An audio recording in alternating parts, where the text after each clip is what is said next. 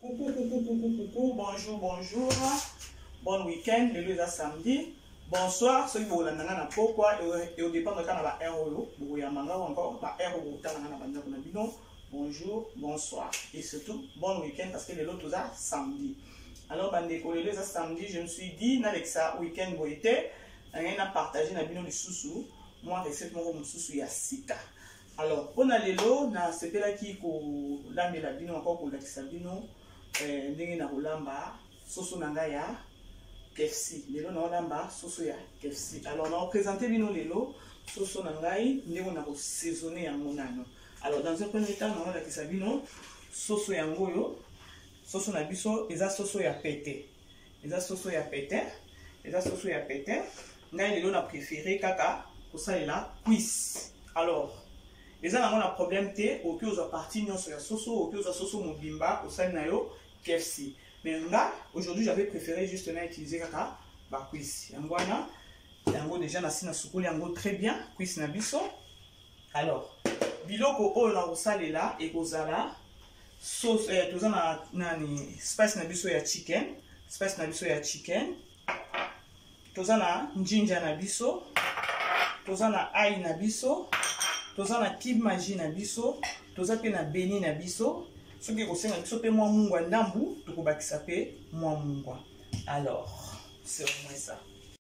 Ok, bandeko, tokobanda sikoyo, ko saisonner biloko na biso, nazwi nanu ail, pe nazwi nanu nani ginger na biso, na tien ginger na biso. Ginger na biso, na tien ginger na biso. Nazwi ail nanga, na tien ail. Aïe. Alors, faut écouter vraiment bien. Il faut vraiment écouter très bien. Faut écouter très bien. Après, nous autres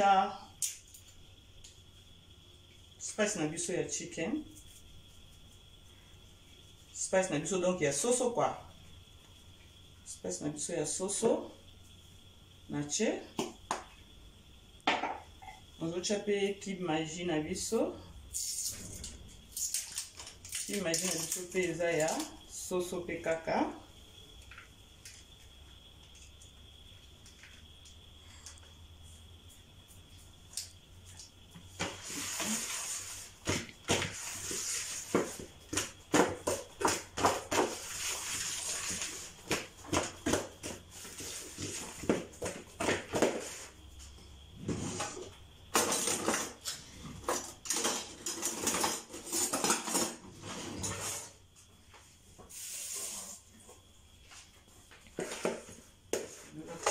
Bien.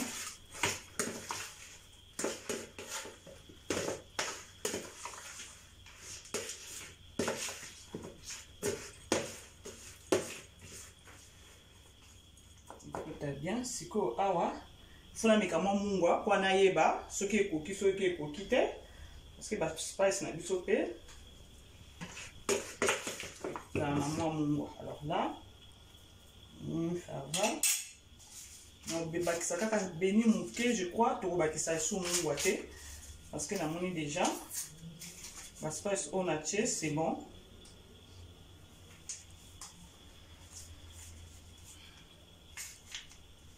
Non cha beni kaka muke juste muke. Yeah, ça va.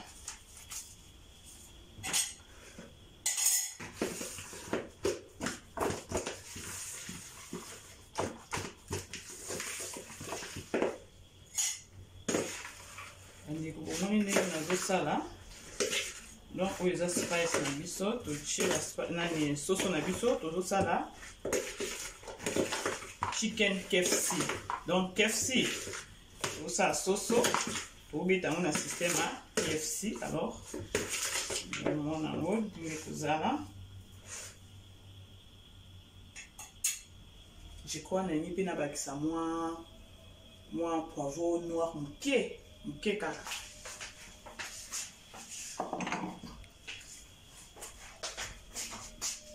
Non, bah ça poivron noir na biso ka muke. pour la test. Ok, kata. C'est tout.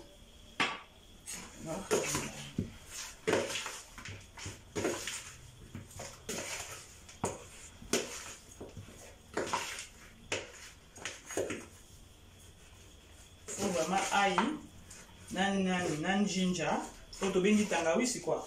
Et kota vraiment bien. Ok, bandi on est na saisonner sauce na biso. Toko zela au moins ata pendant 3 heures ou 4 heures du temps. Après nous trouver à kalinga. Merci. Bandeko, na sikoyo.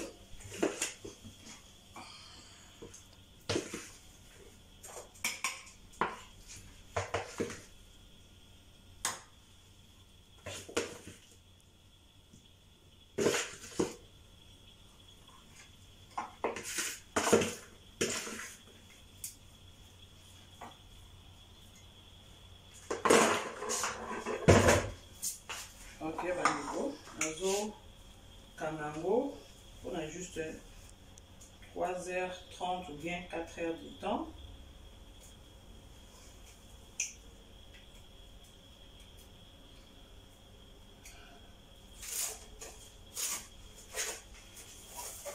Alors, on a kanyango.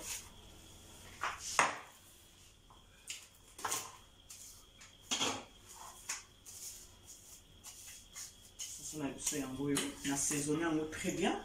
On a na fridge. On a 3 heures de temps ou à 4 heures de temps pour nani 16 heures. Qu'est-ce que je peux dire? Épices et côte vraiment na kati. Ok, si vous voulez ça. Ok, bandeko. Tokomi sikoyo, yako, kalinga, chicken na biso, KFC na biso. On a déjà sauce na biso yangoyo. Et ça le moins 4 heures de temps na fridge. Alors, nazo fungolango déjà. Et c'est déjà 4 au moins 4 heures du temps. Donc, c'est-à-dire, nani koti très bien là. Mwa, donc nous se koti très bien na kati. Ok. Sikoyo, awa, donc vous avez besoin, il y a farine de froment. Farine de froment. 2, vous avez besoin, il y a maki. Vous en avez besoin de maki na biso yangoyo. Après vous en besoin de cornflakes. Et ça la poudre est belé oyo ki ko sale lango KFC. Mais nga na saleli cornflakes, na zu cornflakes na tout yango et comme une poussière. Je crois il faut na la sabino cornflakes. Et sinon aussi la cornflakes yangoyo, cornflakes yangoyo de na zwaki na tout yango na komisi yango poussière. Alors bon mona ndenge na ko salango. Ok. Ok, bandeko. Ndenge sauce na biso est déjà prêt. To tia kuna pour les fromage na biso. Alors on a besoin to kata to pasola maki. To pasola na maki. Bon mona ndenge na osalango.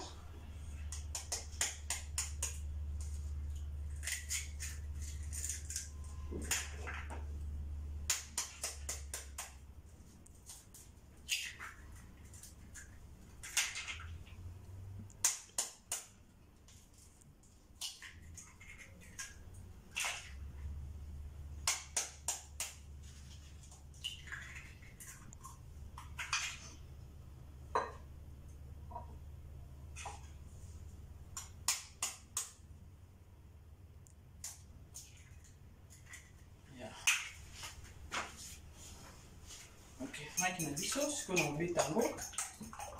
On bêta maki na biso.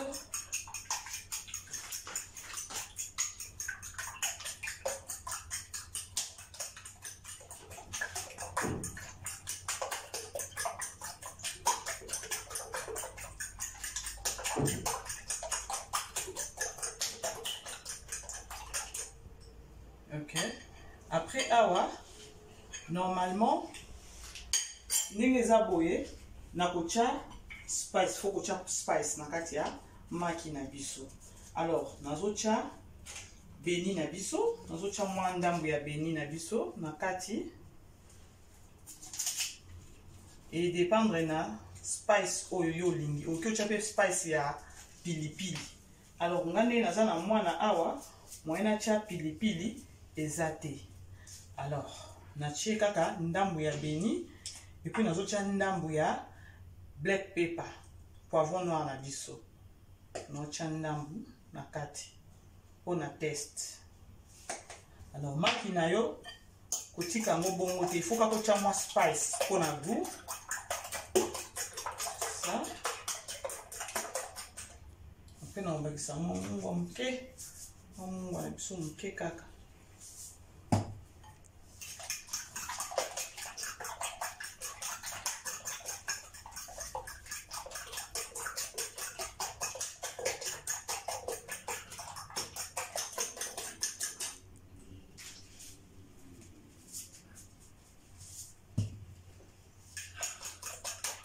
So on a pilipili otie, so on a pilipili à poudre, on a pilipili à poudre aucune ocha. Celui qui nous a na bana problème à pilipili, ocha pilipili. Alors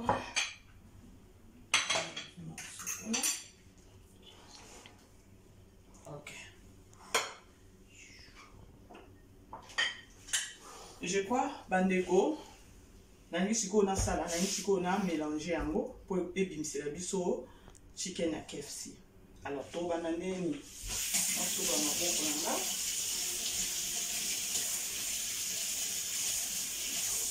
nasukoli maboko na ngai là maintenant tozo banda na soso na zui soso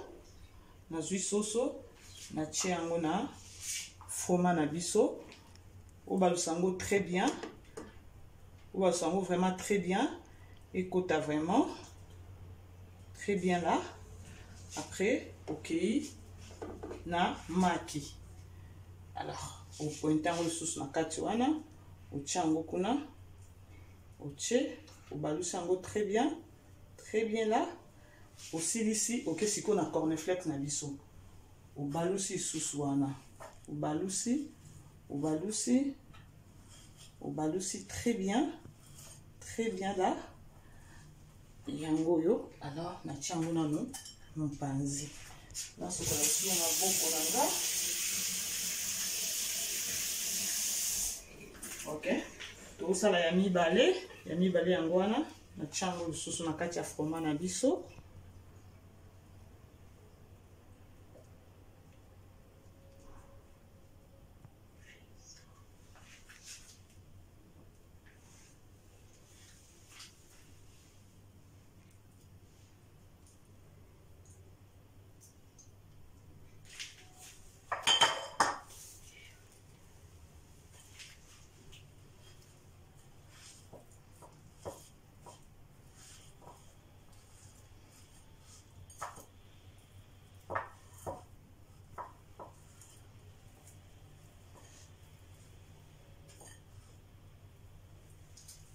Chungwana.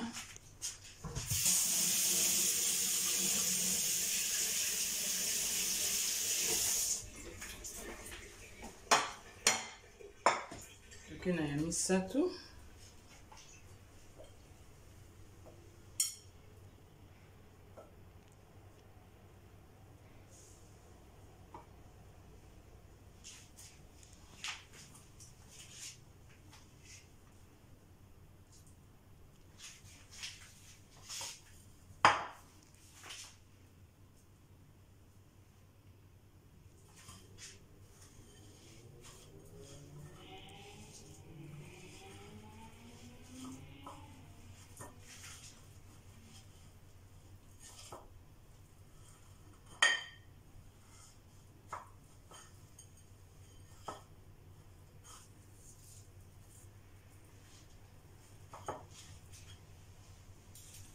Chungwana.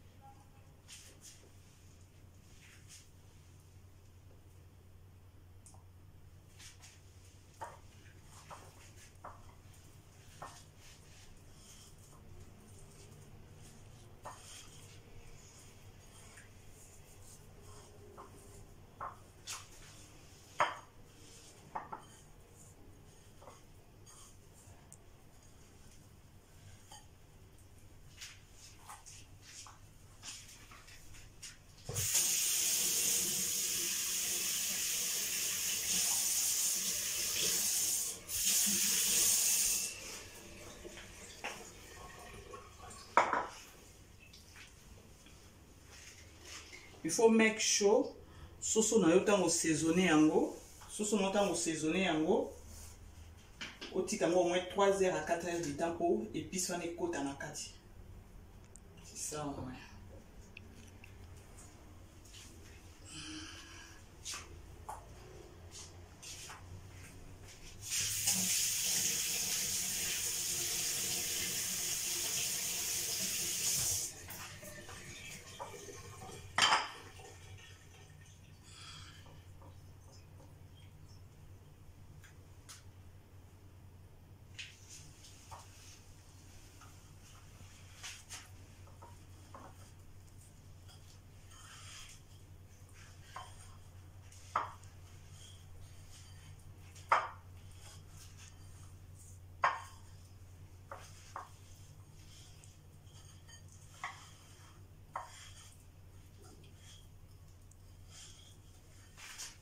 Faut make sure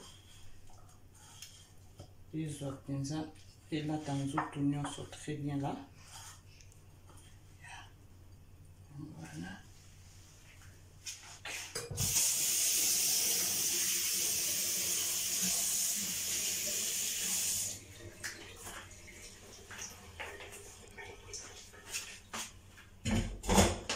Bah, oh, et tikali, faut mettre ça à part.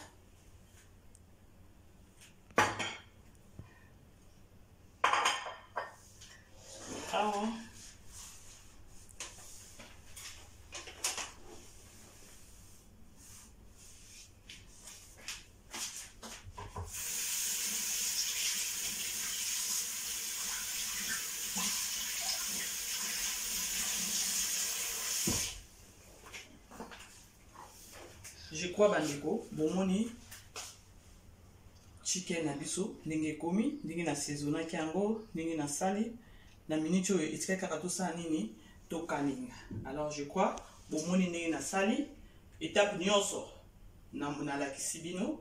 Alors maintenant là to kende na ko kalinga ngo. OK, merci. OK bandeko na minute oyo to gito kende ko kalinga sikoyo soso na biso.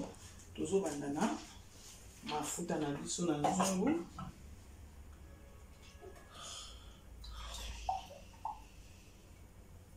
Tie mafuta na biso na nzungu.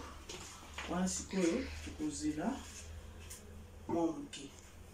Eko wana sikoyo tokomi eka kokalinga chicken na biso. Tie na kati.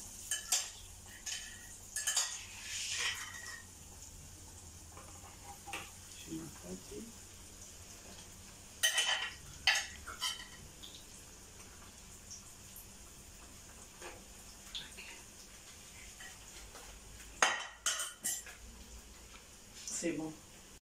OK, bandeko, tukomi na suka ya chicken KFC na biso. Alors, yango yo, bomona yango ndenge bimi. Je crois bino moko bomoni ndenge bimi chicken na biso. Yango wana chicken KFC na biso, tukomi na suka. Eza na musala ya pasité. Justement, il faut usana na maki, il faut usana na fromage na yo, il faut usana na cornflakes ou encore la poudre de sous dans la shop avec bien et bien voilà. Alors on a préféré que ça na cornflakes parce que dans une cornflakes na ndako ya bon mona ki ne na salaki et ça na ngopé musala mais choix exacté KFC ça vraiment musala ya wana na pesi bino merci pour la matin na bino bozo na ndanga na ba télévision na bino na ba téléphone na bino vraiment na pesi ndambe merci ndenge bozo benga, bozo commenter, vraiment ça me va droit au cœur. Pour ceux qui n'ont pas de kimia ezamabe, parce que vous êtes là, bozo talanga, bozo commenter, bozo benga pe, alors voilà vraiment, bozo pushinga que non, vous savez kende, liboso, na pesi bino vraiment merci, bolembate bandeko please, bolembate, ko partager bien, ko tine la moninga lien, kosengaye à s'abonner. Abonnez-vous massivement sur BBC Boy TV. Please. Vous avez un lien au Tindele Muninga. Muninga mususu bazo benga bazo ibanenga ko s'abonner te. Soko kupe na Muninga bongo ou expliquer kaka ke non ba s'abonnaka boy juste à droite. Au moins la cloche moko eza wana ou cliquer ka na cloche. Cloche wana eza en rouge. Ceux qui vous en dans pays francophone eza abonné. Ceux qui sont dans pays anglophone ba commis subscribe.